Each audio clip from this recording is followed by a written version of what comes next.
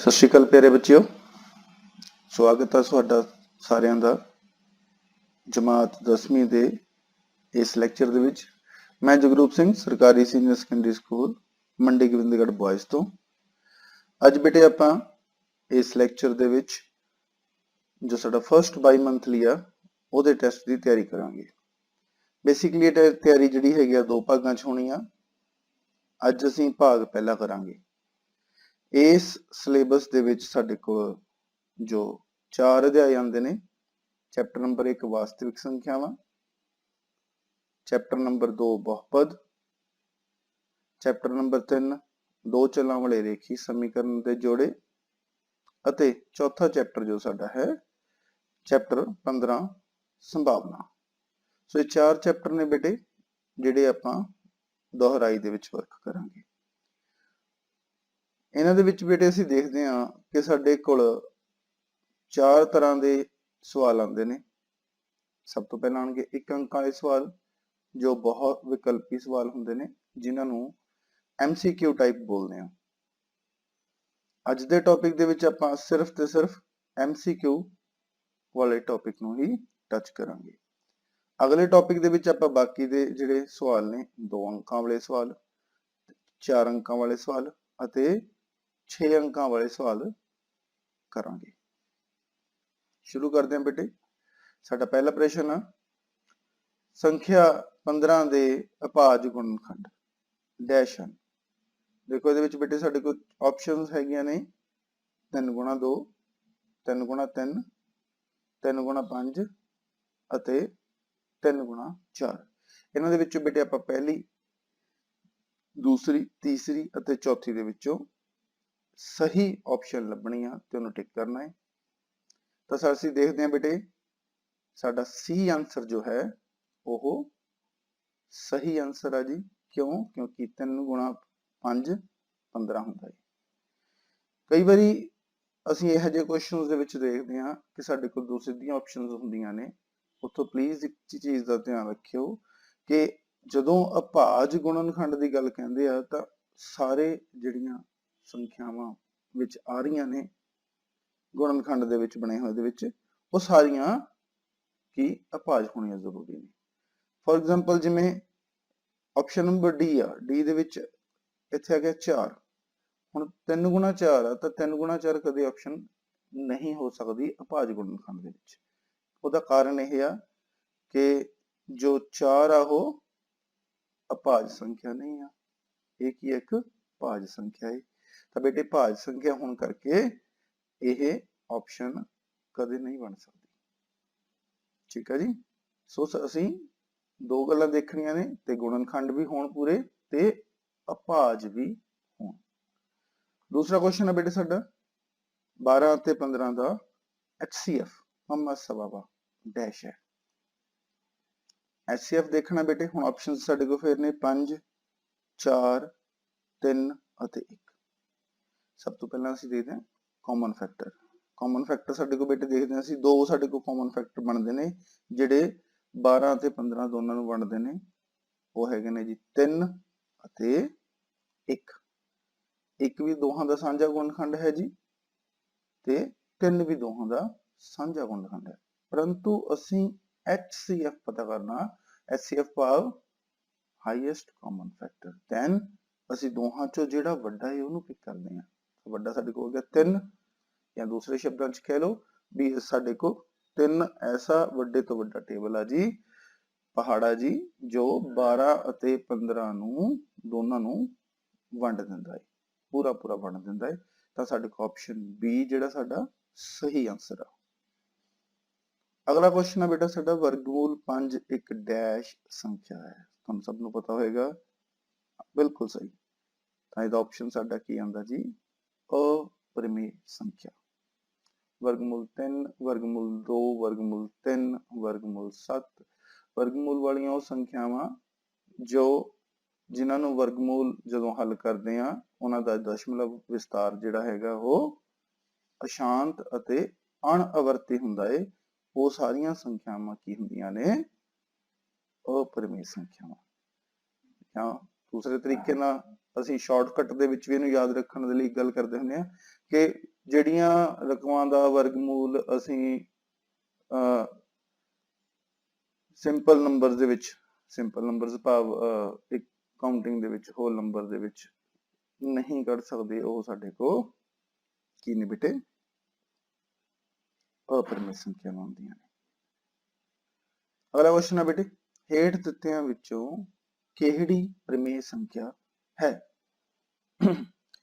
ਹੁਣੇ ਆਪਾਂ ਗੱਲ ਕੀਤੀ ਅਪਰਿਮੇਯ ਸੰਖਿਆ ਦੀ, ਇੱਥੇ ਸਾਨੂੰ ਪਤਾ ਵਰਗਮੂਲ 2 ਅਪਰਿਮੇਯ ਸੰਖਿਆ, ਵਰਗਮੂਲ 3 ਵੀ ਅਪਰਿਮੇਯ ਸੰਖਿਆ, ਵਰਗਮੂਲ 5 ਵੀ ਅਪਰਿਮੇਯ ਸੰਖਿਆ, ਤਾਂ ਸਾਡੇ ਕੋਲ ਇੱਕ ਆਪਸ਼ਨ ਬਚਦੀ ਹੈ ਜੀ 5, ਜੋ ਸਾਡੀ ਪਰਿਮੇਯ ਸੰਖਿਆ ਹੈ ਜੀ, ਤਾਂ ਸਾਡਾ ਡੀ ਆਪਸ਼ਨ ਸਹੀ ਹੈ ਜੀ।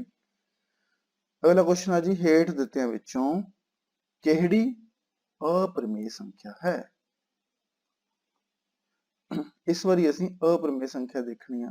ਅਪਰਿਮੇਯ ਸੰਖਿਆ ਸਾਨੂੰ ਪਤਾ ਇਸ ਵਾਰੀ ਬਾਕੀ 3 ਪਰਿਮੇਯ ਸੰਖਿਆਵਾਂ ਨੇ। ਸਾਡੇ ਕੋਲ ਵਰਗਮੂਲ 5 ਦੀ ਆਪਸ਼ਨ ਆ ਜੋ ਉਹ ਅਪਰਿਮੇਯ ਸੰਖਿਆ ਹੈ ਜੀ, ਤਾਂ ਸਾਡਾ ਡੀ ਆਪਸ਼ਨ ਜਿਹੜਾ ਹੈ ਸਹੀ ਆਨਸਰ। ਦੈਨ ਕੁਐਸਚਨ ਨੰਬਰ 6 ਹੈ ਜੀ, ਇੱਕ ਅਭਾਜ ਸੰਖਿਆ ਦੇ ਕਿੰਨੇ ਗੁਣਨਖੰਡ ਹੁੰਦੇ ਹਨ। ਜੇ ਗੁਣਨਖੰਡ ਦੀ ਗੱਲ ਕਰੀਏ ਬੇਟੇ, ਤਾਂ ਕਿਸੇ ਵੀ ਸੰਖਿਆ ਨੂੰ ਜਦ ਤੋੜਦੇ ਆ ਤਾਂ ਗੁਣਾ ਦੇ ਰੂਪ ਦੇ ਵਿੱਚ ਲਿਖਦੇ ਆ, ਦੈਟ ਇਜ਼ ਕਾਲਡ ਗੁਣਨਖੰਡ।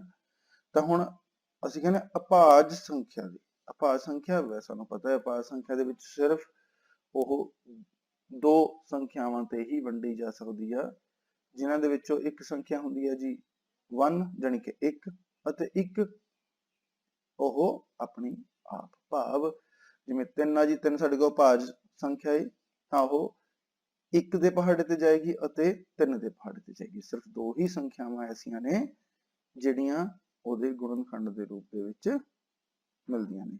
ਤਾਂ ਸਾਡੇ ਕੋਲ ਇਸ ਤਰ੍ਹਾਂ ਦੇ ਜਿੰਨੇ ਵੀ ਅਭਾਜ ਸੰਖਿਆਵਾਂ ਅਸੀਂ ਵੇਖਾਂਗੇ, ਉਹਦੇ ਲਈ ਆਨਸਰ ਸਾਡੇ ਕੋਲ 2 ਹੀ ਨਿਕਲੇਗਾ। ਸੋ ਇਹਦਾ ਆਪਸ਼ਨ ਏ ਜਿਹੜਾ ਸਹੀ ਆਨਸਰ। ਅਗਲਾ ਕੁਐਸਚਨ ਹੈ ਬੇਟਾ ਜੀ, ਪਰਿਮੇਯ ਸੰਖਿਆ 17/8 ਦਾ ਦਸ਼ਮਲਵ ਰੂਪ ਡੈਸ਼ ਹੋਵੇਗਾ। ਦੇਖੋ ਬੇਟਾ ਆਪਸ਼ਨਸ ਹੈਗੀਆਂ ਨੇ ਸ਼ਾਂਤ ਦਸ਼ਮਲਵ, ਅਸ਼ਾਂਤ, ਅਪਰਿਭਾਸ਼ਿਤ, ਪਰਿਭਾਸ਼ਿਤ ਨਹੀਂ। ਠੀਕ ਹੈ ਜੀ। ਇਸ ਜਗ੍ਹਾ ਦੇਖੋ ਅਸੀਂ ਹਰ ਨੂੰ ਵੇਖਾਂਗੇ ਕਿ ਇਸ ਪਰਿਮੇਯ ਸੰਖਿਆ ਦਾ ਹਰ ਕੀ ਆ। ਇਸ ਜਗ੍ਹਾ ਦੇਖਦੇ ਅਸੀਂ 8 ਆ ਜੀ, 8 ਜੇ ਅਸੀਂ ਵੇਖਦੇ ਹਾਂ ਤਾਂ 2 ਦੀ ਘਾਤ ਅਤੇ 5 ਦੀ ਘਾਤ ਦੇ ਰੂਪ ਦੇ ਵਿੱਚ ਲਿਖਿਆ ਜਾ ਸਕਦਾ। ਜੇ 2 ਦੀ ਘਾਤ ਗੁਣਾ 5 ਦੀ ਘਾਤ ਦੇ ਰੂਪ ਵਿੱਚ ਕੋਈ ਵੀ ਹਰ ਨੂੰ ਲਿਖਿਆ ਜਾ ਸਕਦਾ ਹੈ, ਤਾਂ ਉਹ ਪਰਿਮੇਯ ਸੰਖਿਆ ਦਾ ਦਸ਼ਮਲਵ ਵਿਸਤਾਰ ਜੋ ਹੈ ਸ਼ਾਂਤ ਹੋਵੇਗਾ। ਸੋ ਇਹਦਾ ਉੱਤਰ ਕੀ ਆਏਗਾ ਬੇਟਾ ਜੀ, ਸ਼ਾਂਤ, ਭਾਵ ਆਪਸ਼ਨ ਨੰਬਰ ਏ ਸਾਡਾ ਸਹੀ ਆਨਸਰ ਹੈ।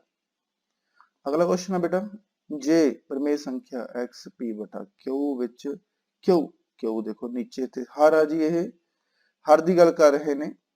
q ਦੇ ਅਭਾਜ ਗੁਣਨਖੰਡ 2 ਦੀ ਘਾਤ n, 5 ਦੀ ਘਾਤ m, ਜਿਵੇਂ ਹੁਣੇ ਆਪਾਂ ਪਿਛਲੇ ਕੁਐਸਚਨ 'ਚ ਗੱਲ ਕਰਕੇ ਹਟੇ ਹਾਂ 2 ਦੀ ਘਾਤ ਅਤੇ 5 ਦੀ ਘਾਤ ਦੇ ਰੂਪ ਵਿੱਚ, ਉਸੇ ਰੂਪ ਦੀ ਗੱਲ ਕਰ ਰਿਹਾ ਹੈ।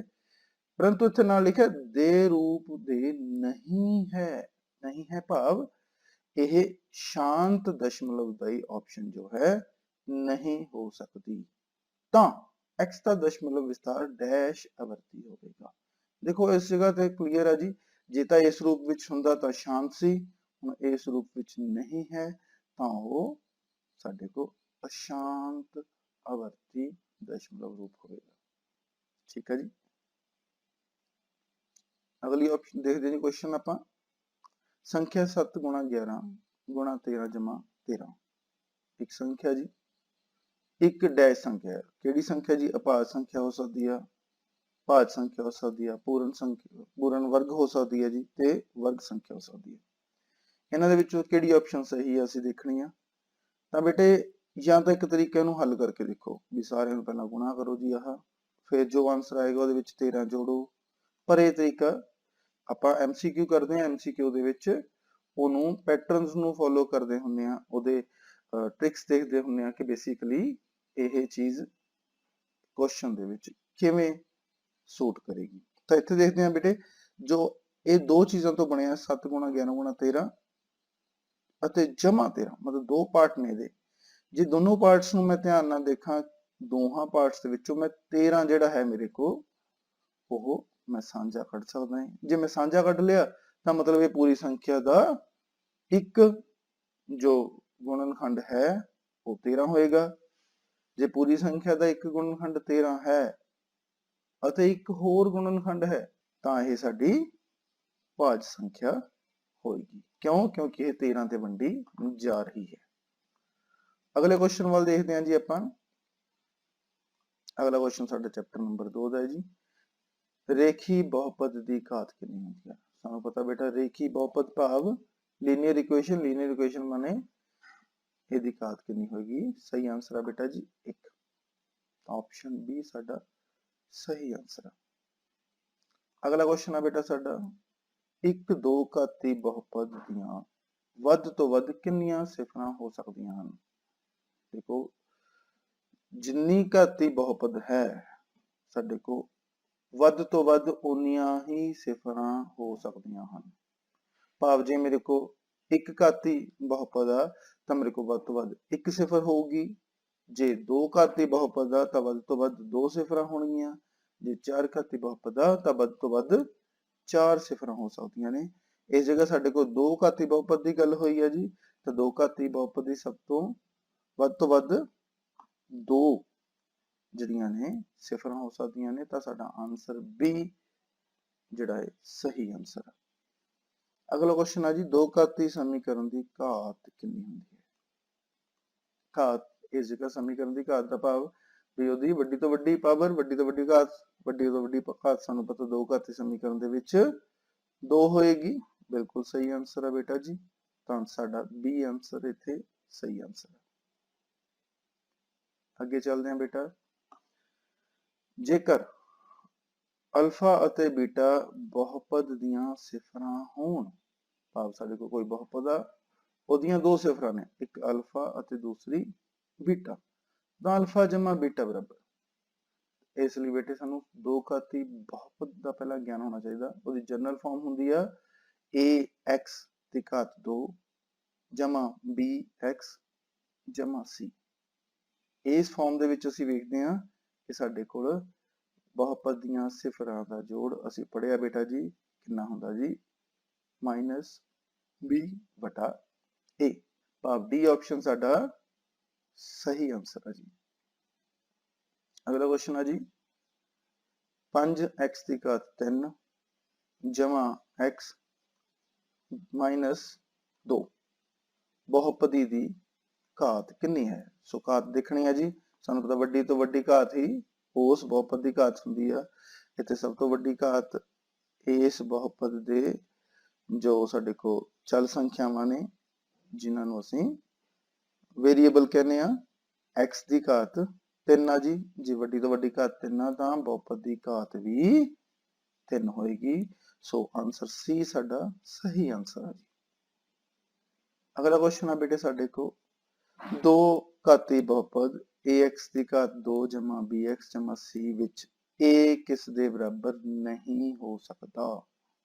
ਕਿਸ ਦੇ ਬਰਾਬਰ ਨਹੀਂ ਹੋ ਸਕਦਾ? ਨਹੀਂ ਹੋ ਸਕਦਾ ਭਾਵ ਇੱਥੇ ਆਪਸ਼ਨ ਇਹ ਪੁੱਛੀ ਆ ਵੀ ਇਹਨਾਂ ਚੋਂ ਕਿਹੜਾ ਐਸਾ ਜੋ a ਦੇ ਲਈ ਸੂਟ ਨਹੀਂ ਕਰਦਾ ਦੋ ਘਾਤੀ ਬਹੁਪਦ ਦੇ ਲਈ।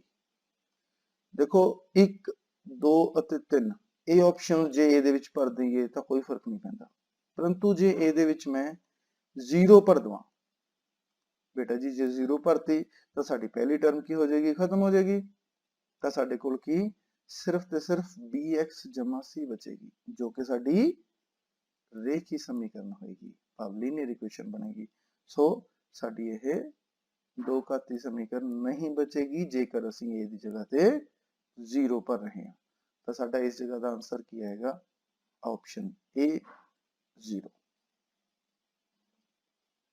ਅਗਲਾ ਕੁਐਸਚਨ ਦੇਖਦੇ ਹਾਂ ਬੇਟੇ। ਦਿੱਤੇ ਹੋਏ ਆਲੇਖ ਵਿੱਚ ਬਹੁਪਦ y ਬਰਾਬਰ px ਦੇ ਸਿਫਰਾਂ ਦੀ ਗਿਣਤੀ ਡੈਸ਼ ਹੈ। ਤਾਂ ਸਿਫਰਾਂ ਦੀ ਗਿਣਤੀ ਵੇਖਣੀ ਆ ਤਾਂ ਸਾਨੂੰ ਪਤਾ ਜਦੋਂ y ਬਰਾਬਰ px ਦੀ ਫਾਰਮ ਦੇ ਵਿੱਚ ਹੈ ਤਾਂ ਅਸੀਂ ਉਹ ਪੁਆਇੰਟਸ ਗਿਣਦੇ ਹਾਂ ਜਿੱਥੇ ਇਹ x ਤੋਂ ਰੇ ਨੂੰ ਗ੍ਰਾਫ ਕੱਟ ਕਰ ਰਿਹਾ। ਤਾਂ इस जगह देते हैं 1 2 3 ਅਤੇ 4 ऐसे बिंदु ने जिस जगह कट कर रहा जी ये x तो रेनू सो साडी ऑप्शन सी ਜਿਹੜਾ है सही आंसर है। अगला क्वेश्चन देखो बेटे, अगला उम्मीद है तुसी आप कर रहे होंगे। ਦਿੱਤੇ ਆਲੇਖ y ਬਰਾਬਰ px ਦੇ ਸਿਫਰਾਂ ਦੀ ਗਿਣਤੀ। ਇਸ ਜਗ੍ਹਾ ਦੇ ਉੱਤੇ x ਤੋਂ रेनू देखो बेटे किन्ने टच करते हैं, बिल्कुल सही बेटा 2 जगह टच कर रहा तो साडी ऑप्शन बी ਜਿਹੜਾ है सही आंसर है जी। भाव 2 सिफरां इस बहुपद ਦੀਆਂ ਨੇ। सेम अगला क्वेश्चन है बेटा जी, आलेख विच बहुपद y बराबर px ਦੇ सिफरां ਦੀ ਗਿਣਤੀ। इस जगह भी देखते किन्ने जो है ने टच कर रहे ने x तो रेनू ਅਸੀਂ ਵੇਖ ਰਹੇ ਹਾਂ। देखो बेटे ग्राफ आ रहा ऊपर आ x तुर रहा, ये ग्राफ इधर ऊपर बढ़ता जा रहा है पर नीचे नू नहीं आएगा क्योंकि इत्थों जी वापस मुड़ गया ਹੁੰਦਾ ਤਾਂ टच बिल्कुल नहीं कर रहा ਤਾਂ ਸਾਡੇ को सिफरां ਦੀ ਗਿਣਤੀ कितनी आएगी बेटा 0। चैप्टर 10 ਦੇ क्वेश्चन ਵੱਲ ਜਾਂਦੇ ਆ। ਜੇਕਰ a1 बटा a2 b1 बटा b2 ਤੇ c1 बटा c2 ਦੀ ਗੱਲ ਕਰਦੇ ਆ, ਇਹ ਤਿੰਨੇ ਬਰਾਬਰ ਹਨ ਤਾਂ ਰੇਖੀ ਸਮੀਕਰਨਾਂ ਦੇ ਜੋੜੇ ਦਾ ਹੱਲ ਕੀ ਹੋਵੇਗਾ। ਤਾਂ ਆਪਸ਼ਨ ਹੈਗੇ ਨੇ, ਇੱਕ ਵਿਲੱਖਣ ਹੱਲ, ਕੋਈ ਹੱਲ ਨਹੀਂ, ਅਸੀਮਤ ਰੂਪ ਵਿੱਚ ਅਨੇਕ ਹੱਲ, ਇਹਨਾਂ ਵਿੱਚੋਂ ਕੋਈ ਨਹੀਂ। ਦੇਖੋ ਬੇਟਾ ਅਸੀਂ ਪੜਿਆ ਇਹ, ਇਹਨਾਂ ਵਿੱਚੋਂ ਕੋਈ ਨਹੀਂ, ਇਹ ਵਾਲੀ ਆਪਸ਼ਨ ਜੋ ਨਹੀਂ ਹੋਏਗੀ। ਬਾਕੀ ਤਿੰਨ ਦੇ ਵਿੱਚੋਂ ਸਾਨੂੰ ਲੱਭਣਾ ਪਏਗਾ। ਦੇਖੋ ਤਿੰਨੇ ਜਦੋਂ ਬਰਾਬਰ ਹੁੰਦੇ ਨੇ ਤਾਂ ਅਸੀਂ ਕਹਿੰਦੇ ਆ ਅਸੀਮਤ ਰੂਪ ਵਿੱਚ ਅਨੇਕ ਹੱਲ ਹਨ। ठीक है जी। अगला क्वेश्चन है जी, a1 बटा a2 बराबर है b1 बटा b2 बराबर नहीं है c1 बटा c2 होए ਤਾਂ ਰੇਖੀ ਸਮੀਕਰਨ ਦਾ ਕੀ ਹੱਲ ਹੋਏਗਾ। ਸਾਨੂੰ ਪਤਾ ਇਸ ਫਾਰਮ ਦੇ ਵਿੱਚ ਦੋਨੋਂ ਰੇਖਾਵਾਂ ਸਮਾਂਤਰ ਚੱਲਦੀਆਂ ਨੇ ਤਾਂ ਅਸੀਂ ਕਹਿੰਦੇ ਹੁੰਦੇ ਆ ਸਮੀਕਰਨ ਪ੍ਰਣਾਲੀ ਦਾ ਕੋਈ ਹੱਲ ਨਹੀਂ ਹੈ। नेक्स्ट क्वेश्चन बेटा साडा, a1 बटा a2 बराबर नहीं है b1 बटा b2 होए ਤਾਂ ਰੇਖੀ ਸਮੀਕਰਨ ਜੋੜੇ ਦਾ ਕੀ ਹੱਲ ਹੋਵੇਗਾ। ਤਾਂ ਇਸ ਜਗ੍ਹਾ ਅਸੀਂ ਕਹਿੰਦੇ ਆ ਸਾਡਾ ਵਿਲੱਖਣ ਹੱਲ ਹੋਵੇਗਾ ਤਾਂ ਆਪਸ਼ਨ ਏ ਸਾਡੀ ਸਹੀ ਆਨਸਰ ਹੈ ਜੀ। ਅਗਲਾ ਦੇਖਦੇ ਹਾਂ ਕੁਐਸਚਨ ਬੇਟਾ, ਰੇਖੀ ਸਮੀਕਰਨਾਂ ਦੇ ਜੋੜੇ ਨੂੰ ਅਲੇਖੀ ਵਿਧੀ ਨਾਲ ਹੱਲ ਕਰਨ ਤੇ ਜੇਕਰ ਰੇਖਾਵਾਂ ਇੱਕ ਬਿੰਦੂ ਤੇ ਕੱਟਣ ਤਾਂ ਕਿਹੜਾ ਹੱਲ ਹੋਏਗਾ। ਇੱਕ ਬਿੰਦੂ ਤੇ ਕੱਟਣ ਭਾਵ ਇੱਕ ਹੱਲ ਹੋਏਗਾ, ਜੇ ਜ਼ਿਆਦਾ ਬਿੰਦੂਆਂ ਤੇ ਕੱਟਣਗੇ ਤਾਂ ਜ਼ਿਆਦਾ ਹੱਲ ਹੋਣਗੇ। ਤਾਂ ਸਾਨੂੰ ਪਤਾ ਇਸ ਜਗ੍ਹਾ ਦਾ ਆਨਸਰ ਕੀ ਆਏਗਾ, ਆਪਸ਼ਨ ਏ ਇੱਕ ਹੱਲ। ਅਗਲਾ ਕੁਐਸਚਨ ਹੈ ਬੇਟਾ ਜੀ ਸਾਡਾ, ਰੇਖੀ ਸਮੀਕਰਨ ਦੇ ਜੋੜਾਂ ਨੂੰ ਅਲੇਖੀ ਵਿਧੀ ਨਾਲ ਹੱਲ ਕਰਨ ਤੇ ਜੇਕਰ ਰੇਖਾਵਾਂ ਸਮਾਂਤਰ ਹੋਣ, ਸਮਾਂਤਰ ਮਨ ਪੈਰਲਲ ਹੋਣ ਤਾਂ ਕਿਹੜਾ ਹੱਲ ਹੋਵੇਗਾ। ਕਿਉਂਕਿ ਸਮਾਂਤਰ ਨੇ ਬੇਟਾ, ਸਮਾਂਤਰ ਹੋਣ ਤਾਂ ਬਿਲਕੁਲ ਕੱਟ ਨਹੀਂ ਕਰਦੀਆਂ, ਬਰਾਬਰ ਬਰਾਬਰ ਚੱਲਦੀਆਂ ਰਹਿੰਦੀਆਂ ਨੇ, ਤਾਂ ਕਰਕੇ ਅਸੀਂ ਕਹਿੰਦੇ ਆ ਇਹਨਾਂ ਦਾ ਇਸ ਸਮੀਕਰਨ ਪ੍ਰਣਾਲੀ ਦਾ ਕੋਈ ਹੱਲ ਨਹੀਂ ਹੋਵੇਗਾ। ਤਾਂ ਬੇਟਾ ਸਾਡਾ ਆਪਸ਼ਨ ਬੀ ਜੋ ਹੈ ਸਹੀ ਆਪਸ਼ਨ ਆਨਸਰ ਹੈ ਜੀ। ਤਾਂ बी ਨੂੰ ਟਿਕ ਕਰਾਂਗੇ। ਅਗਲਾ ਕੁਐਸਚਨ ਦੇਖਦੇ ਹਾਂ ਬੇਟਾ, 3x - 5y ਬਰਾਬਰ 20, 6x - 10y ਬਰਾਬਰ 40 ਦੇ ਡੈਸ਼ ਹੱਲ ਹਨ। ਉੱਪਰਲੀ ਫਾਰਮ ਤੋਂ ਦੇਖ ਕੇ ਅੱਗੇ ਇਹ ਕੁਐਸਚਨ ਆਇਆ ਬੇਟਾ, ਇਹਦੇ ਵਿੱਚ ਦੇਖਾਂਗੇ a1 ਬਟਾ a2 ਜਾਨੀ ਕਿ 3 ਬਟਾ 6 ਜੋ ਕਿ 1 ਬਟਾ 2 ਆ ਗਿਆ ਜੀ। ਅੱਗੇ b1 ਬਟਾ b2 ਜਾਨੀ ਕਿ -5 ਬਟੇ -10 ਇਹ ਵੀ 1 ਬਟਾ 2 ਆ ਗਿਆ ਜੀ। ਅਤੇ c1 ਬਟੇ c2 ਜਾਨੀ ਕਿ 20 ਬਟਾ 40 ਇਹ ਵੀ ਬੇਟਾ ਕੱਟ ਕੇ 1 ਬਟਾ 2 ਆ ਗਿਆ।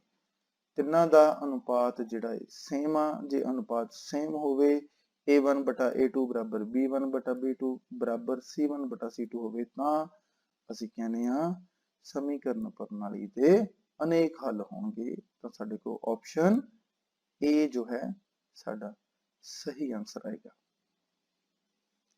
ਇਸੇ ਤਰ੍ਹਾਂ ਅਗਲਾ ਕੁਐਸਚਨ ਵੇਖਦੇ ਹਾਂ ਬੇਟਾ, ਰੇਖਾਵਾਂ x - 3y - 3 ਬਰਾਬਰ 0, 3x - 9y - 2 ਬਰਾਬਰ 0 ਡੈਸ਼ ਰੇਖਾਵਾਂ ਹਨ। ਤਾਂ ਇਹਦੇ ਵਿੱਚ ਵੀ ਬੇਟੇ ਆਪਾਂ ਅਨੁਪਾਤ ਲਵਾਂਗੇ a1 ਬਟਾ a2 b1 ਬਟਾ b2 ਅਤੇ c1 ਬਟਾ c2 ਦਾ। A1 ਬਟਾ A2 ਦੇ ਅਨੁਪਾਤ ਲਈ ਅਸੀਂ ਦੇਖਦੇ ਹਾਂ 1/3, B1 ਬਟੇ B2 ਦੇ ਲਈ ਦੇਖਦੇ ਹਾਂ ਅਸੀਂ -3 ਬਟੇ -9, ਜੋ ਕਿ ਅਨੁਪਾਤ ਕਿੰਨਾ ਆ ਗਿਆ ਸਾਡਾ 1/3, ਅਤੇ C1 ਬਟੇ C2 ਦੇ ਲਈ ਦੇਖਦੇ ਹਾਂ ਅਸੀਂ -3 ਅਤੇ -2 ਨੂੰ, ਜੋ ਸਾਡੀਆਂ ਕਨਸਟੈਂਟ ਟਰਮਸ ਨੇ। ਇਹ ਆ ਗਿਆ ਜੀ -3 ਬਟੇ -2। ਦੇਖੋ A1 ਬਟੇ A2 ਅਤੇ B1 ਬਟਾ B2 ਦੀ ਅਨੁਪਾਤ ਜੋ ਆਈ ਆ 1/3 ਆਈ ਆ, ਪਰ C1 ਬਟੇ C2 ਦੀ ਅਨੁਪਾਤ 1/3 ਨਹੀਂ ਆਈ, ਤਾਂ ਉਸ ਸਮੇਂ ਅਸੀਂ ਕੀ ਕਹਿੰਦੇ ਹੁੰਦੇ ਆ, ਸਾਡੀਆਂ ਰੇਖਾਵਾਂ ਸਮਾਂਤਰ ਹੋਣਗੀਆਂ, ਭਾਵ ਸਾਡਾ ਸਮੀਕਰਨ ਪ੍ਰਣਾਲੀ ਦਾ ਕੋਈ ਹੱਲ ਨਹੀਂ ਹੋਵੇਗਾ। ਅਗਲਾ ਕੁਐਸਚਨ ਦੇਖਦੇ ਹਾਂ ਬੇਟੇ, P ਦੇ ਡੈਸ਼ ਮੁੱਲ ਲਈ ਰੇਖਾਵਾਂ 4x ਜਮਾ py ਜਮਾ 8 ਬਰਾਬਰ 0, 2x ਜਮਾ 2y ਜਮਾ 2 ਬਰਾਬਰ 0 ਇੱਕ ਵਿਲੱਖਣ ਹੱਲ ਹੋਵੇਗਾ। ਵਿਲੱਖਣ ਹੱਲ ਬੇਟੇ ਤਾਂ ਹੁੰਦਾ ਕਿਉਂਕਿ A1 ਬਟਾ A2 ਬਰਾਬਰ ਨਹੀਂ ਹੋਵੇ B1 ਬਟਾ B2। A1 ਬਟਾ A2 ਲਈ ਦੇਖਦੇ ਹਾਂ ਅਸੀਂ 4/2 ਆ ਗਿਆ ਜੀ, ਤਾਂ B1 ਬਟਾ B2 ਦੇ ਲਈ ਅਸੀਂ ਦੇਖਦੇ ਹਾਂ P/2 ਆ ਗਿਆ ਜੀ। ਠੀਕ ਹੈ ਜੀ, ਤਾਂ ਅਸੀਂ ਕਹਿੰਦੇ ਹਾਂ 4/2 ਜਾਨੀ ਅਨੁਪਾਤ ਆ ਗਿਆ ਜੀ ਸਾਡਾ ਕੱਟ ਕੇ 2, ਇੱਧਰ ਆ ਗਿਆ ਜੀ P/2, ਤੇ ਅਸੀਂ ਹੱਲ ਕਰਦੇ ਹਾਂ ਤਾਂ P ਦੀ ਕੀਮਤ ਜਿਹੜੀ ਹੈਗੀ ਆ, ਜੇ 2 ਦੂਣੀ 4 ਹੋਵੇ ਤਾਂ ਰੇਖੀ ਸਮੀਕਰਨ ਜਿਹੜੀ ਆ ਉਹ ਅਲੱਗ ਚੀਜ਼ ਬਣੇਗੀ, ਪਰੰਤੂ ਜੇ P ਬਰਾਬਰ 4 ਨਾ ਹੋਵੇ ਤਾਂ ਇਸ ਦਾ ਵਿਲੱਖਣ ਹੱਲ ਹੋਵੇਗਾ, ਭਾਵ ਸਾਡੇ ਕੋਲ ਆਪਸ਼ਨ B ਜਿਹੜਾ ਹੈ ਸਹੀ ਆਨਸਰ ਆ ਜੀ। ਅਗਲਾ ਸਾਡਾ ਬੇਟੇ ਟੌਪਿਕ ਆ ਜੀ ਸੰਭਾਵਨਾ ਦਾ। ਇਹਦੇ ਵਿੱਚ ਵੇਖਦੇ ਹਾਂ ਸੰਭਾਵਨਾ ਦੇ ਲਈ ਕੁਐਸਚਨ ਨੰਬਰ 1, ਘਟਨਾ E ਦੀ ਸੰਭਾਵਨਾ ਜਮਾ ਘਟਨਾ E ਨਹੀਂ ਦੀ ਸੰਭਾਵਨਾ, ਭਾਵ ਕੋਈ ਘਟਨਾ ਹੋ ਰਹੀ ਆ ਅਤੇ ਉਹਦੇ ਨਾ ਹੋਣ ਦੀ ਸੰਭਾਵਨਾ, ਦੋਨਾਂ ਦਾ ਜੋੜ ਕਿੰਨਾ ਹੋਊਗਾ। ਦੋਹਾਂ ਦਾ ਜੋੜ ਸਾਨੂੰ ਪਤਾ ਬੇਟਾ ਜੀ, ਤਾਂ ਕੁੱਲ ਜਾਨੀ ਕਿ ਕੁੱਲ ਸੰਭਾਵਨਾ ਸਾਡੇ ਕੋਲ 1 ਹੁੰਦੀ ਹੈ ਜੀ, ਤਾਂ ਇਹਦਾ ਆਨਸਰ ਕੀ ਆਉਂਦਾ ਹੈ 1। ਆਪਸ਼ਨ B ਸਾਡਾ ਸਹੀ ਆਨਸਰ। ਅੱਗੇ ਬੇਟਾ ਕੁਐਸਚਨ ਨੰਬਰ 2 ਆ ਜੀ, ਉਸ ਘਟਨਾ ਦੀ ਸੰਭਾਵਨਾ ਜੋ ਵਾਪਰ ਨਹੀਂ ਸਕਦੀ। ਵਾਪਰ ਨਹੀਂ ਸਕਦੀ ਮਾਨੇ ਹੋ ਹੀ ਨਹੀਂ ਸਕਦੀ, ਜਿਹੜੀ ਚੀਜ਼ ਹੋ ਹੀ ਨਹੀਂ ਸਕਦੀ ਉਹਦੀ ਸੰਭਾਵਨਾ ਬੇਟਾ ਹੁੰਦੀ ਹੈ 0, ਤਾਂ ਆਪਸ਼ਨ A ਇਹਦਾ ਸਹੀ ਆਨਸਰ ਹੈ। ਅਗਲਾ ਕੁਐਸਚਨ, ਉਸ ਘਟਨਾ ਦੀ ਸੰਭਾਵਨਾ ਜਿਸ ਦਾ ਵਾਪਰਨਾ ਨਿਸ਼ਚਿਤ ਹੋਵੇ। ਨਿਸ਼ਚਿਤ ਮਾਨੇ ਹੋਣਾ ਹੀ ਹੋਣਾ, ਡੈਫੀਨੇਟਲੀ ਹੋਏਗਾ, ਤਾਂ ਸੰਭਾਵਨਾ ਪੂਰੀ ਉਹਦੀ ਹੈ ਜੀ, ਪੂਰੀ ਦਾ ਭਾਵ ਇਹਦਾ ਆਨਸਰ 1 ਹੋਏਗਾ, ਆਪਸ਼ਨ B ਇਹਦਾ ਸਹੀ ਆਨਸਰ। ਅਗਲੇ ਕੁਐਸਚਨ ਵੱਲ ਚੱਲਦੇ ਹਾਂ ਬੇਟੇ, ਕਿਸੇ ਪਾਸੇ ਨੂੰ ਇੱਕ ਵਾਰ ਸੁੱਟਣ ਤੇ ਭਾਜ ਸੰਖਿਆ ਹੋਣ ਦੀ ਸੰਭਾਵਨਾ। ਤਾਂ ਭਾਜ ਸੰਖਿਆ ਦੀ ਗੱਲ ਕਰਦੇ ਹਾਂ ਬੇਟੇ, ਤਾਂ ਪਾਸੇ ਦੇ ਉੱਪਰ ਲਿਖਿਆ ਹੁੰਦਾ ਹੈ 1 2 3 4 5 ਅਤੇ 6, ਤਾਂ ਸਾਡੇ ਇਹਨਾਂ ਵਿੱਚੋਂ ਭਾਜ ਸੰਖਿਆਵਾਂ ਹੈਗੀਆਂ ਨੇ ਸਿਰਫ 4 ਅਤੇ 6। ਸੋ ਪਾਸੇ ਦੇ ਵਿੱਚ ਭਾਜ ਸੰਖਿਆ ਹੋਣ ਦੀ ਸੰਭਾਵਨਾ ਸਾਡੇ ਕੋਲ ਆ ਗਈ ਜੀ 2/6 ਭਾਵ 1/3, ਤਾਂ ਸਾਡਾ ਆਨਸਰ ਕਿੰਨਾ ਆ ਗਿਆ ਜੀ 1/3, ਆਪਸ਼ਨ B ਸਾਡਾ ਸਹੀ ਆਨਸਰ। ਅਗਲਾ ਕੁਐਸਚਨ ਹੈ ਬੇਟਾ, ਜੇਕਰ ਦੋ ਪਾਸੇ ਇਕੱਠੇ ਸੁੱਟੇ ਜਾਣ ਤਾਂ ਦੱਸੋ ਪਾਸਿਆਂ ਤੇ ਇੱਕੋ ਅੰਕ ਆਉਣ ਦੀ ਸੰਭਾਵਨਾ। ਦੋ ਪਾਸੇ ਇਕੱਠੇ ਸਿੱਟੇ ਨੇ ਬੇਟੇ, ਤਾਂ ਟੋਟਲ ਸਾਡੇ ਕੋਲ ਕੁੱਲ ਪਰਿਣਾਮ ਜਿਹੜੇ ਨੇ ਉਹ 36 ਬਣਦੇ ਨੇ, ਕੁੱਲ ਜਿਹੜੇ ਸੰਯੋਗ ਹੁੰਦੇ ਨੇ, ਕਿਉਂਕਿ ਇੱਕ ਦੇ ਨਾਲ 1, ਇੱਕ ਦੇ ਨਾਲ 2, ਇੱਕ ਦੇ ਨਾਲ 3, ਇਸ ਤਰ੍ਹਾਂ ਕਰਕੇ ਅਸੀਂ 36 ਜਿਹੜੇ ਨੇ ਪੋਸੀਬਿਲਿਟੀਜ਼ ਬਣਦੀਆਂ ਨੇ। ਇਹਨਾਂ ਵਿੱਚੋਂ ਦੋਹਾਂ ਤੇ ਇੱਕੋ ਅੰਕ ਭਾਵ ਸੇਮ ਅੰਕ, ਯਾਨੀ ਕਿ 1 1 2 2 3 3 4 4 5 5 ਜਾਂ 6 6, ਇਹਨਾਂ ਦੇ ਵਿੱਚੋਂ ਕੋਈ ਵੀ ਆਉਣ ਦੀ ਸੰਭਾਵਨਾ ਦੀ ਗੱਲ ਕਰ ਰਹੇ ਨੇ। ਤਾਂ ਸਾਡੇ ਕੋਈ ਆਪਸ਼ਨਸ ਕਿੰਨੀਆਂ ਬਣਦੀਆਂ, ਅਨੁਕੂਲ ਪਰਿਣਾਮ ਜਿਨ੍ਹਾਂ ਨੂੰ ਬੋਲਦੇ ਹਾਂ ਅਸੀਂ ਸਾਡੇ 6 ਬਣੇ ਨੇ, ਕੁੱਲ ਪਰਿਣਾਮ ਸਾਡੇ ਕੋਲ 36 ਯਾਨੀ ਕਿ 36 ਬਣੇ ਸੀ, ਤਾਂ ਅਸੀਂ ਲਿਖਾਂਗੇ ਸਾਡਾ ਆਨਸਰ 6/36 ਭਾਵ ਕੱਟ ਕੇ 1/6 ਆ ਗਿਆ ਜੀ, ਤਾਂ C ਆਨਸਰ ਸਾਡਾ ਸਹੀ ਆਨਸਰ ਆ। ਅਗਲਾ ਕੁਐਸਚਨ ਦੇਖਦੇ ਆ ਬੇਟੇ, 1 2 3 4 5 6 7 8 9 ਵਿੱਚੋਂ ਟਾਂਕ ਸੰਖਿਆਵਾਂ ਦੀ ਸੰਭਾਵਨਾ। ਭਾਵ ਸਾਡੇ ਕੋਲ 1 ਤੋਂ ਲੈ ਕੇ 9 ਤੱਕ ਸੰਖਿਆਵਾਂ ਨੇ ਜੀ, ਟੋਟਲ ਸੰਖਿਆਵਾਂ 9 ਨੇ ਜੀ। ਤਾਂ ਟਾਂਕ ਸੰਖਿਆਵਾਂ ਦੀ ਗੱਲ ਕਰਦੇ ਹਾਂ ਤਾਂ ਟਾਂਕ ਕਿੰਨੀਆਂ ਨੇ ਕਾਊਂਟ ਕਰਦੇ ਹਾਂ 1, ਫਿਰ 3, ਫਿਰ 5, ਫਿਰ 7 ਅਤੇ ਫਿਰ 9। 5 ਸੰਖਿਆਵਾਂ ਸਾਡੀਆਂ ਟਾਂਕ ਨੇ, ਕੁੱਲ ਸੰਖਿਆਵਾਂ ਸਾਡੀਆਂ 9 ਨੇ, ਤਾਂ ਸਾਡੀ ਸੰਭਾਵਨਾ ਕਿੰਨੀ ਆ ਗਈ ਜੀ 5/9। ਤਾਂ ਆਪਸ਼ਨ ਬੀ ਸਾਡਾ ਸਹੀ ਆਂਸਰ ਹੈ। ਅਗਲੇ ਕੁਐਸਚਨ ਵੱਲ ਵਧਦੇ ਹਾਂ ਬੇਟਾ ਜੀ। ਇੱਕ ਸਿੱਕੇ ਨੂੰ ਇੱਕ ਵਾਰ ਉਛਾਲਿਆ ਜਾਂਦਾ ਹੈ, ਇੱਕ ਚਿੱਤ ਪ੍ਰਾਪਤ ਕਰਨ ਦੀ ਸੰਭਾਵਨਾ ਡੈਸ਼। ਇੱਕ ਸਿੱਕਾ ਦੇਖਦੇ ਹਾਂ, ਇੱਕ ਪਾਸੇ ਹੈਡ ਹੁੰਦਾ, ਇੱਕ ਪਾਸੇ ਟੇਲ ਹੁੰਦਾ, ਜਾਨੀ ਇੱਕ ਪਾਸੇ ਚਿੱਤ ਹੁੰਦਾ, ਇੱਕ ਪਾਸੇ ਪੱਤ ਹੁੰਦਾ। ਉਹਨੂੰ ਜਦ ਉਛਾਲਿਆ ਜਾਂਦਾ ਕਹਿੰਦਾ ਚਿੱਤ, ਜਾਨੀ ਕਿ ਹੈਡ ਆਉਣ ਦੀ ਸੰਭਾਵਨਾ। ਠੀਕ ਹੈ ਜੀ। ਟੋਟਲ ਆਊਟਕਮ ਸਾਡੇ ਕੋਲ ਹੈਗੇ ਨੇ, ਕੁੱਲ परिणाम ਹੈਗੇ ਨੇ ਸਾਡੇ ਕੋਲ 2, ਜਾਂ ਹੈਡ ਆ ਸਕਦਾ ਜਾਂ ਟੇਲ ਆ ਸਕਦਾ ਹੈ। ਟੋਟਲ परिणाम 2 ਨੇ, ਪਰ ਸਾਡੇ ਅਨੁਕੂਲ परिणाम ਕਿੰਨੇ ਨੇ 1, ਭਾਵ ਸਾਡਾ ਆਨਸਰ ਕੀ ਬਣੇਗਾ 1/2। ਆਪਸ਼ਨ ਨੰਬਰ 2 ਸਾਡਾ ਜਿਹੜਾ ਹੈਗਾ 1/2 ਸਾਡਾ ਸਹੀ ਆਨਸਰ ਆ। ਅਗਲਾ ਕੁਐਸਚਨ ਵੱਲ ਚੱਲਦੇ ਹਾਂ ਬੇਟੇ। ਕਿਸੇ ਪਾਸੇ ਨੂੰ ਇੱਕ ਵਾਰ ਉਛਾਲਣ ਤੇ, ਪਾਸਾ ਮਨੇ ਕਿ ਡਾਈਸ ਦੀ ਜੋ ਡਾਈਸ ਹੁੰਦੀ ਹੈ, ਡੀਟੀ ਹੁੰਦੀ ਹੈ, ਜਿਹਦੇ ਨਾਲ ਲੂਡੋ ਖੇਡਦੇ ਆ, ਸੰਖਿਆ 6 ਆਉਣ ਦੀ ਸੰਭਾਵਨਾ। ਪਾਸੇ ਦੇ ਲਈ ਕੁੱਲ परिणाम 6, ਇੱਕ ਸੰਖਿਆ ਮੰਗ ਰਿਹਾ ਜੀ, ਡਿਮਾਂਡ ਕਰ ਰਹੇ ਨੇ ਸੰਖਿਆ 6 ਆਉਣ ਦੀ ਸੰਭਾਵਨਾ। ਸੰਖਿਆ 6 ਆਉਣ ਦੀ ਸੰਭਾਵਨਾ ਭਾਵ ਸਾਡੇ ਕੋਲ ਅਨੁਕੂਲ परिणाम ਕਿੰਨੇ ਹੈਗੇ 1, ਤਾਂ ਆਪਸ਼ਨ 3 ਸਾਡਾ ਬਿਲਕੁਲ ਸਹੀ ਆਨਸਰ ਹੈ ਜੀ, 1/6 ਸਾਡਾ ਆਨਸਰ। ਨੈਕਸਟ ਕੁਐਸਚਨ ਹੈ ਜੀ, ਕਿਸੇ ਪ੍ਰਯੋਗ ਦੀਆਂ ਸਾਰੀਆਂ ਆਰੰਭਿਕ ਘਟਨਾਵਾਂ ਦੀਆਂ ਸੰਭਾਵਨਾਵਾਂ ਦਾ ਜੋੜ, ਮਤਲਬ ਉਹਦੇ ਸਾਰੀਆਂ ਪੋਸੀਬਿਲਿਟੀਜ਼ ਜਿੰਨੀਆਂ ਹੋਈਆਂ ਨੇ ਉਹਨਾਂ ਦੀਆਂ ਸੰਭਾਵਨਾਵਾਂ ਕੱਢਣੀਆਂ, ਫਿਰ ਉਹਨਾਂ ਦਾ ਜੋੜ ਕਰ ਲਿਆ। ਬਿਲਕੁਲ ਪਹਿਲਾ ਕੁਐਸਚਨ ਸੀਗਾ ਜਿਵੇਂ ਅਸੀਂ ਕੀਤਾ ਵੀ ਈ ਦੇ ਵਾਪਰਨ ਦੀ ਘਟਨਾ ਦੀ ਸੰਭਾਵਨਾ ਤੇ ਈ ਦੇ ਨਾ ਹੋਣ ਦੀ ਸੰਭਾਵਨਾ, ਦੋਹਾਂ ਦਾ ਜੋੜ ਸੇਮ ਉਸੇ ਤਰੀਕੇ ਨਾਲ ਇੱਥੇ ਹੈ ਜੀ। ਇੱਥੇ ਪ੍ਰਯੋਗ ਦੀ ਗੱਲ ਕਰ ਰਿਹਾ ਜੀ, ਪ੍ਰਯੋਗ ਦੇ ਵਿੱਚ ਜਿੰਨੀਆਂ ਵੀ ਪੋਸੀਬਿਲਿਟੀਜ਼ ਹੋਣਗੀਆਂ, ਜਿੰਨੀਆਂ ਵੀ ਉਹਨਾਂ ਦੀਆਂ ਸਾਰੀਆਂ ਦੀਆਂ ਸੰਭਾਵਨਾਵਾਂ ਦਾ ਜੋੜ ਅਸੀਂ ਵੇਖਿਆ ਹੈ, ਉਹ ਹੁੰਦਾ ਟੋਟਲ 1 ਹੁੰਦਾ ਜੀ। ਤਾਂ ਆਪਸ਼ਨ 3 ਜਿਹੜਾ ਸਾਡੇ ਕੋਲ ਸਹੀ ਆਨਸਰ ਹੈ ਬੇਟਾ। ਅਗਲੇ ਕੁਐਸਚਨ ਵੱਲ ਚੱਲਦੇ ਹਾਂ ਪੁੱਤਰ ਜੀ। ਜੇ PE ਬਰਾਬਰ 0.9 ਹੈ ਤਾਂ PE ਨਹੀਂ ਬਰਾਬਰ ਡੈਸ਼ ਹੋਏਗਾ। ਦੇਖੋ ਕੁੱਲ ਦੋਹਾਂ ਦੀ ਜੋੜਨ ਤੇ ਸਾਨੂੰ ਪਤਾ PE ਅਤੇ PE ਨਹੀਂ ਦੇ ਜੋੜ ਦਾ ਹੁੰਦਾ 1। ਸੋ ਜੇ ਅਸੀਂ P ਨਹੀਂ ਕੱਢਣਾ ਹੈ, PE ਨਹੀਂ ਦੇ ਲਈ ਅਸੀਂ 1 ਦੇ ਵਿੱਚੋਂ 0.9 ਨੂੰ ਘਟਾ ਦਾਂਗੇ ਤਾਂ ਸਾਡਾ ਆਨਸਰ ਆ ਜਾਏਗਾ। 0.9 ਨੂੰ ਘਟਾਉਣ ਤੇ ਸਾਡਾ ਆਨਸਰ ਆਂਦਾ ਜੀ ਜੋ ਆਪਸ਼ਨ ਨੰਬਰ 3 ਆ ਜੀ 0.1।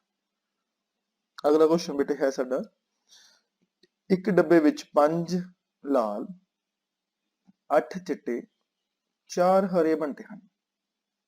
ਦੇਖੋ ਸਭ ਤੋਂ ਪਹਿਲਾਂ ਇੱਥੋਂ ਹੀ ਪਹਿਲੀ ਲਾਈਨ 'ਚ ਅਸੀਂ ਪੜ੍ਹਦੇ ਹਾਂ ਵੀ ਸਾਡੇ ਕੋਲ ਕੁੱਲ ਬੰਟੇ ਕਿੰਨੇ ਨੇ। ਕੁੱਲ ਬੰਟੇ ਹੈਗੇ ਨੇ ਜੀ 5 ਤੇ 8, 13, 13 ਤੇ 4 17। ਤਾਂ ਸਾਡੇ ਕੁੱਲ परिणाम ਕਿੰਨੇ ਹੋ ਗਏ ਜੀ 17। ਇੱਕ ਲਾਲ ਬੰਟਾ ਕੱਢਣ ਦੀ ਸੰਭਾਵਨਾ ਕੀ ਹੋਏਗੀ?